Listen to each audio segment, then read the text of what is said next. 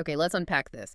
You shared a collection of sources with us that reads less like history and, well, more like the ultimate blueprint for some kind of global conspiracy movie. It really does, doesn't it? Yeah, I mean, we are talking stolen, priceless artifacts, billionaire megalomaniacs, and ancient prophecy, all converging on one target. Our mission today is a deep dive into the global operations surrounding just one artifact, this thing called the Talonor Codex. We're going to unpack the incredible cast of heroes and villains, I suppose, Hmm. and investigate how this whole conflict blends millennia-old mythology with cutting-edge 21st century information warfare. It's quite a mix. It is. And this narrative, it centers squarely on American archaeologist Nina Wilde and the ex-mercenary Eddie Chase. Well, They get pulled into this desperate race against a really ruthless organization. and the targets. They're not small time. Not at all. They're going after the world's most foundational treasures. We're talking Michelangelo's David, even the Black Stone from Mecca, one of Islam's holiest sites. I mean, this sheer audacity is just staggering. But it's not just about having a fancy trophy collection, is it?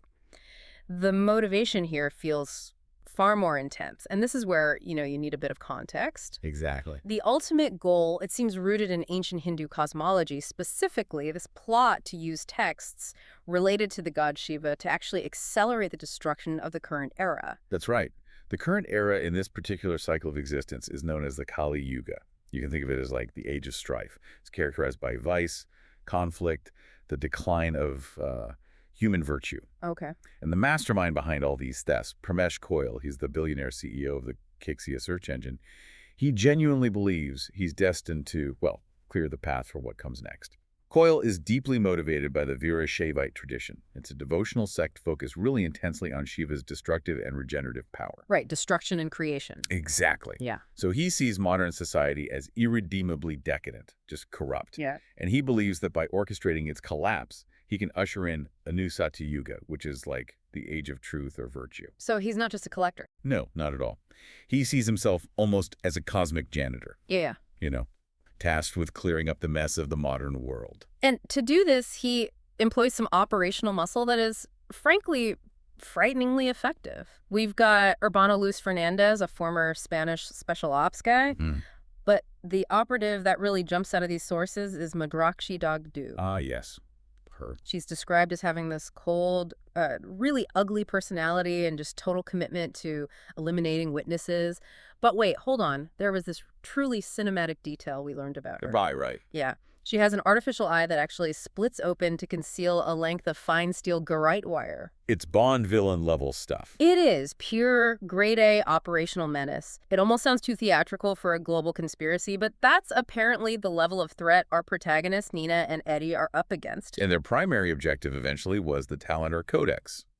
Now, this artifact is a cryptic travel journal Nina originally found back in Atlantis. Right, Orichalcum. Exactly. Made of orichalcum, that legendary copper-gold alloy. And it basically contains the map. It holds critical clues pointing directly to the location of the Vault of Shiva. And inside that vault. The mythical Shiva Vedas.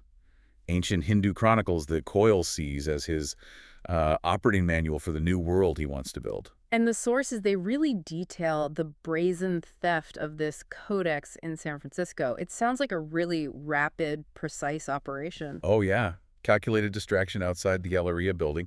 Then they use some high-tech gear, a nitrogen gas launcher, I think, to fire a line across the street. So they could rappel down? Rappel down, yeah. Okay. Snatch the heavy orichalcum artifact, and they were gone in minutes. Very slick. Though the sources say Eddie Chase managed to interfere, right? Yeah. Pursued them on a motorcycle. Did. It turned into quite the chase until the armored case holding the codex actually fell into the San Francisco Bay. Ah, so that delayed Coil's timetable quite a bit. Significantly. And that delay was crucial because this is where we kind of shift from just the physical action, the thefts, to the true chilling power behind Coil's plan. You mean the tech side, Kexia. Exactly. If we connect this to the bigger picture, the Shiva Vedas are like the spiritual guide he wants, but Kexia, his search engine, that's the weapon he's already using. Khoil uses Kexia's global software, its reach, to aggregate massive amounts of data and then subtly manipulate information. It's not like old-school propaganda posters. No, much cleverer. Much. He's filtering search results, feeding people's existing biases, their passions, their fears. He's essentially using our own search habits and our hunger for information against us. To accelerate global unrest and division. Precisely. A purely technical path towards spiritual and societal collapse. It's this perfect, kind of terrifying connection between ancient apocalyptic belief and very modern information warfare. So given that modern threat, Eddie has to use modern means to try and get the Codex back after it was briefly secured by the UN. He orchestrates this really intricate infiltration plan beneath Manhattan. Right, involving his specialized team, Matt Trilley, Karima Farhan, Rad Bashir. And they bypass the biometric vault security. How'd they do that again? They guided this specialized ROV, a remotely operated vehicle. It's described as like a meter-long, snake-like robot. Okay. Through these old, submerged fire hydrant pipelines into the city. That gave them access to the Vault's control junction box. Wow. The sources really detail the meticulous nature of the plan. Didn't they even try to fake Nina's palm print? They did, yeah, using a rapid prototyper. Yeah. But apparently that part of the plan failed. The tech wasn't quite there, or the security was too good. So the tech fails, but the ancient knowledge leads them on. It does. Nina successfully uses the records in the Codex itself to deduce the precise location of the Vault of Shiva. It's not in some city, it's near Mount Kedarnath in the snowbound Himalayas. And how did she figure that out? Well, her deduction stems from this really fascinating mythological connection she makes between the Atlantean god Poseidon and Shiva. It suggests some kind of shared ancient origin story or contact. And this Himalayan location is later confirmed by their ally, the Interpol agent Ankit Jindal. He provides the necessary sort of modern intelligence confirmation for their push into those remote mountains. Okay, so they reach the vault, and it sounds like a magnificent clash of the sacred and the lethal. The way in isn't straightforward. Not at all. The access door uses an ancient combination lock, but it's based not on numbers, but on the names and defining characteristics of the wives of Shiva. So you need mythological expertise, not just brute force. Exactly. And once inside, the security level just escalates dramatically. Eddie faces this final deadly defense. Yeah. A terrifying 20-foot statue of the goddess Kali, adorned with skulls. Oh, wow. And the vault is rigged so that stepping on the wrong floor tile triggers this massive stone foot to just descend. It nearly crushes Eddie. It really highlights that this place was never meant to be opened by the unworthy. Almost sounds like Indiana Jones. A bit, yeah. But then the escape. The escape is maybe the most awe-inspiring detail in the sources. It really proves the immense sophistication of the civilization that built this vault. What happens? To evade the attack helicopters Khoil's forces send after them, they discover an ancient flying machine inside the vault. A Vimana glider made of dark wood and silk. A glider? How does that help against helicopters? Well, what's astonishing is that this glider was designed to be launched using powerful gunpowder rockets stacked behind a ramp inside the vault. Gunpowder rockets. After millennia. Unbelievably, yes. According to the sources, after millennia, those rockets still function.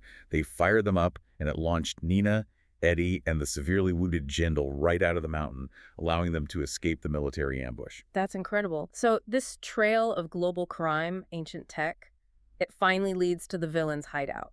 And the location sounds worthy of any Cold War narrative. Oh, definitely. It's a massive former radar station, DYEA, built inside an extinct volcano in Greenland. Greenland, okay. This is where Khoil housed his entire stolen collection.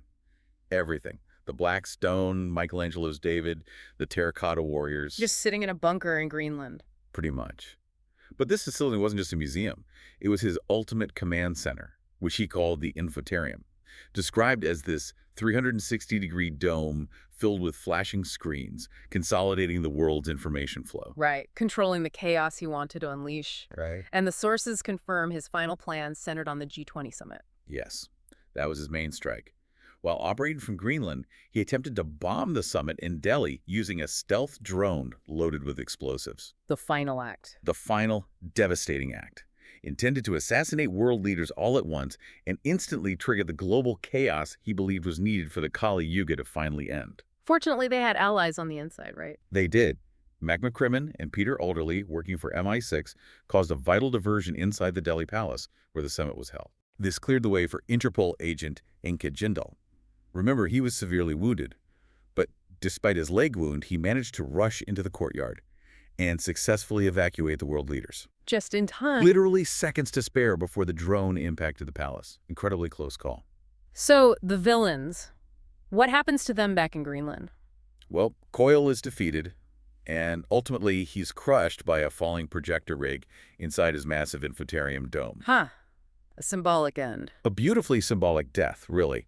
The weight of the information he sought to control literally destroys him. And afterwards, Nina, recognizing how vulnerable the priceless collection was, intentionally seals the massive 2-foot-thick bunker door. To protect the stolen artifacts from the fire that breaks out. Exactly. Trapping them inside, but saving them from destruction. A difficult choice, I imagine. But the mission wasn't without cost, was it? There was a personal loss. Yes, sadly. Nina's friend and colleague, Rowan Sharp, who was shot during that initial Codex theft back in San Francisco, he later tragically died in the hospital. The sources mention complications from a cerebral aneurysm linked to the shooting. That's rough. Adds a layer of consequence to the adventure. It does. And even for the survivors, there are lasting effects. Eddie, the ex-mercenary, he still struggles with high-frequency hearing loss. A permanent consequence from his past life. Yeah. It makes certain voices, particularly women's voices like Nina's, difficult for him to hear sometimes. A constant reminder. However, the intensity of the whole experience, confronting his past maybe, it seems to inspire some change in him. It looks that way. The sources note that Eddie, maybe seeking some stability after all this, finally takes the first steps toward reconnecting with his estranged father. He calls his sister in the UK to ask for his dad's contact information. So a bit of personal growth amidst the chaos. Yeah, small step.